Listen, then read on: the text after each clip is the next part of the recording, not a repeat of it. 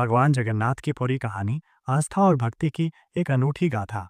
भगवान जगन्नाथ, जिन्हें ब्रह्मांड के स्वामी के रूप में पूजा जाता है, की कहानी आस्था, भक्ति और दिव्यता की एक मनमोहक गाथा है। ये कथा ओडिशा के पुरी में स्थित प्रसिद्ध जगन्नाथ मंदिर और विश्व प्रसिद्ध रथ यात्रा से गहराई से जुड़ी हुई है।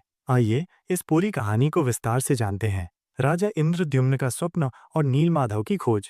ये कथा सतयुग में मालवा के राजा इंद्रद्युम्न से शुरू होती है, जो भगवान विष्णु के परम भक्त थे।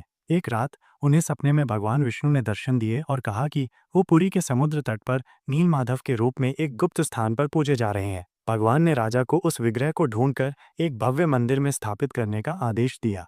राजा इंद्रद्युम्न ने तुरंत अपने सबसे विश्वसनीय ब्राह्मण विद्यापति को नीलमाधव की खोज में भेजा। विद्यापति ने कई कठिनाइयों का सामना करते हुए शबर जनजाति के मुखिया विश्ववसु तक पहुंचे, जो गुप्त रूप से एक गुफा में नीलमाधव की पूजा करते थे। विद्यापति ने विश्ववसु की बेटी ललिता से विवाह कर लिया और अंततः अपने ससुर का विश्वास जीतकर उस गुप्त स्थान तक पहुंच गए जहां नीलमाधव विराजमान थे।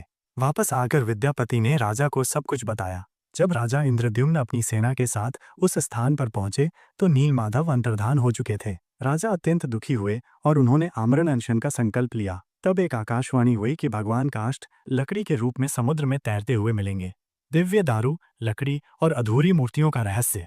राजा को पुरी के समुद्र तट पर एक विशाल, सुगंधित और दिव्य लकड़ी का लट्ठा मिला। राजा उस लकड़ी से भगवान की मूर्ति बनवाना चाहते थे, लेकिन कोई भी कारीगर उस दिव्य लकड़ी पर छेनी हथौड़ी नहीं चला पा रहा था। अंत में देवताओं के शिल्पी भगवान विश्वकर्मा एक बूढ़े बढ़ई का रूप धारण कर राजा के पास आए। उन्होंने मूर्ति बनाने के लिए एक शर्त रखी कि वो 21 दिनों तक एक बंद कमरे में अकेले काम करेंगे और कोई भी उस कमरे का दरवाजा नहीं खोलेगा। राजा ने शर्त मान ली। कई दिनों तक कमरे के अंदर से औजारों की आवाज आती रही, लेकिन कुछ दिनों बाद आवाजें आनी बंद हो गईं। रानी गुंडिचा की उत्सुकता और आग्रह पर राजा इंद्रद्युम्न ने शर्त तोड़कर दरवाजा खोल दिया।